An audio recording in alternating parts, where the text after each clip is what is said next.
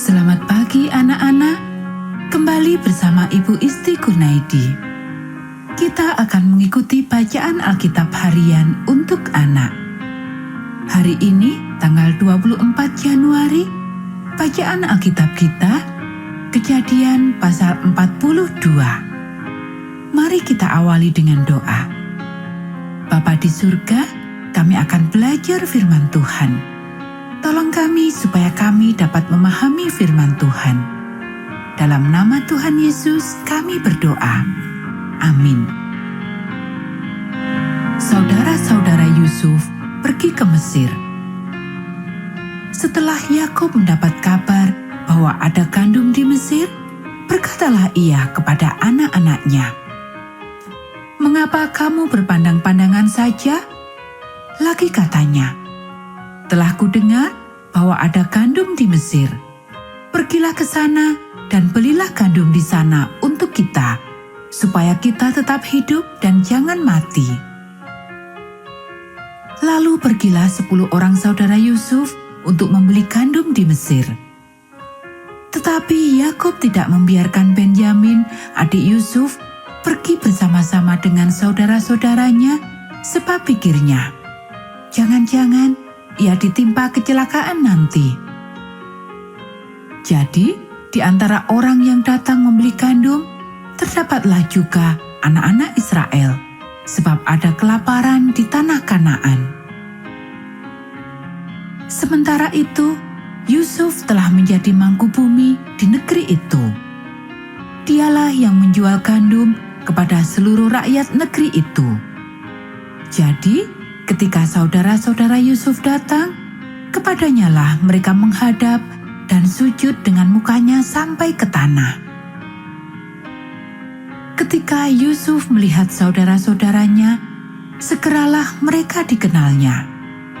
Tetapi ia berlaku seolah-olah ia seorang asing kepada mereka.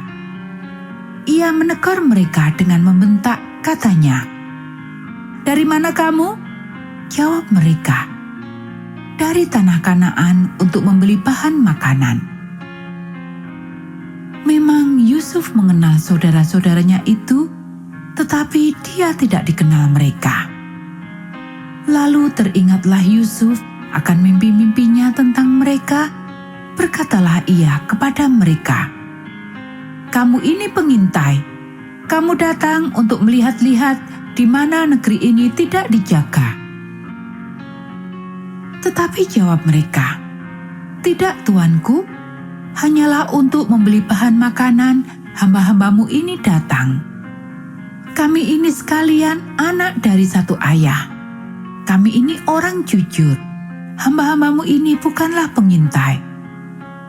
Tetapi ia berkata kepada mereka, "Tidak, kamu datang untuk melihat-lihat di mana negeri ini tidak dijaga." Lalu jawab mereka, "Hamba-hambamu ini 12 orang.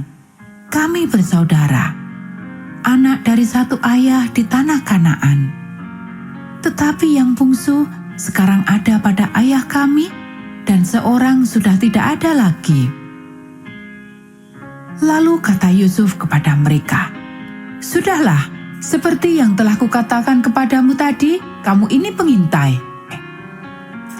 Dalam hal ini juga kamu harus diuji. Demi hidup Fir'aun, kamu tidak akan pergi dari sini jika saudaramu yang bungsu itu tidak datang kemari.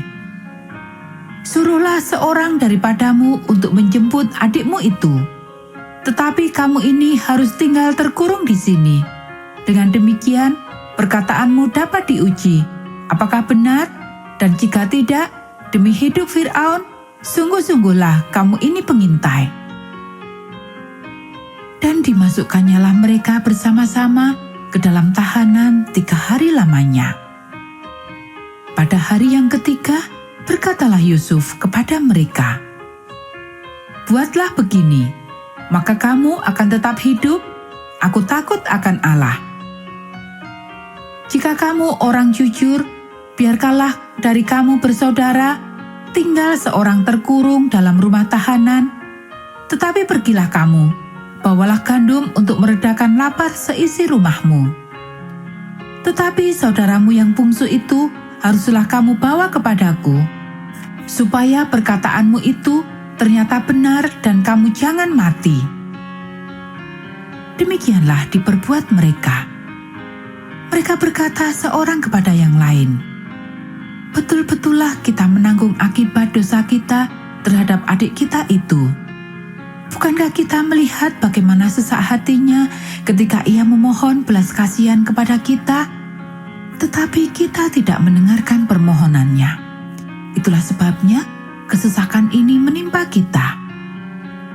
Lalu Ruben menjawab mereka, "Bukankah dahulu kukatakan kepadamu, janganlah kamu berbuat dosa terhadap anak itu? Tetapi kamu tidak mendengarkan perkataanku.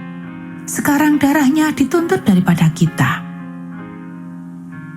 Tetapi mereka tidak tahu bahwa Yusuf mengerti perkataan mereka, sebab mereka memakai seorang juru bahasa. Maka Yusuf mengundurkan diri dari mereka lalu menangis. Kemudian ia kembali kepada mereka dan berkata-kata dengan mereka. Ia mengambil Simeon dari antara mereka, lalu disuruh belenggu di depan mata mereka.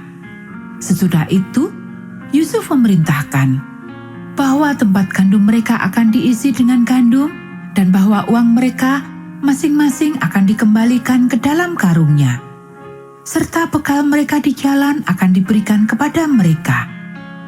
Demikianlah dilakukan orang kepada mereka itu. Sesudah itu mereka pun memuat gandum itu ke atas keledai mereka, lalu berangkat dari situ. Ketika seorang membuka karungnya untuk memberi makan keledainya di tempat bermalam, dilihatnyalah uangnya ada di dalam mulut karungnya. Katanya kepada saudara-saudaranya, "Uangku dikembalikan. Lihat, ada dalam karungku."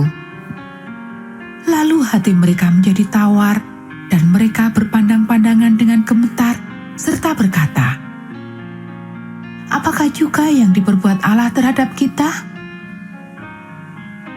Ketika mereka sampai kepada Yakub, ayah mereka, di tanah Kanaan, mereka menceritakan segala sesuatu yang dialaminya. Katanya, "Orang itu, yakni yang menjadi tuan atas negeri itu, telah menegur kami dengan membentak dan memperlakukan kami sebagai pengintai negeri itu. Tetapi kata kami kepadanya, 'Kami orang jujur, kami bukan pengintai. Kami 12 orang bersaudara, anak-anak ayah kami. Seorang sudah tidak ada lagi, dan yang bungsu ada sekarang pada ayah kami di tanah Kanaan.' Lalu kata orang itu, yakni yang menjadi tuan atas negeri itu, kepada kami, 'Dari hal ini aku akan tahu apakah kamu orang jujur. Dari kamu bersaudara, haruslah kamu tinggalkan seorang padaku. Kemudian bawalah gandum untuk meredakan lapar seisi rumahmu, dan pergilah. Lalu bawalah kepadaku saudaramu yang bungsu itu, maka aku akan tahu bahwa kamu bukan pengintai, tetapi orang jujur. Dan aku akan mengembalikan saudaramu itu kepadamu, dan bolehlah kamu menjalani negeri ini dengan bebas." Ketika mereka mengosongkan karungnya, tampaklah ada pundi-pundi uang masing-masing dalam karungnya. Dan ketika mereka beserta ayah mereka melihat pundi-pundi uang itu, ketakutanlah mereka. Dan Yakub, ayah mereka, berkata kepadanya, "Kamu membuat aku kehilangan anak-anakku. Yusuf tidak ada lagi, dan Simeon tidak ada lagi. Sekarang Benyamin pun hendak kamu bawa juga. Aku inilah yang menanggung segala-galanya itu." Lalu berkatalah Ruben kepada ayahnya, "Kedua anakku laki-laki boleh engkau bunuh jika ia tidak kubawa kepadamu. Serahkanlah dia ke dalam tanganku, maka dia akan kubawa kembali kepadamu." Tetapi jawabnya, "Anakku itu tidak akan pergi ke sana bersama-sama dengan kamu, sebab kakaknya telah mati dan hanya dialah yang tinggal. Jika dia ditimpa kecelakaan di jalan yang akan kamu tempuh, maka tentulah kamu akan menyebabkan aku yang ubanan ini turun ke dunia orang mati karena duka cita. Anak-anak, demikianlah bacaan firman Tuhan hari ini. Mari kita akhiri dengan doa. Bapa di surga, terima kasih kami sudah belajar firman Tuhan. Tolong kami supaya kami dapat melakukannya. Kiranya Tuhan memberkati kami hari ini saat kami belajar, bermain, dan membantu orang tua. Dalam nama Tuhan Yesus kami berdoa. Amin.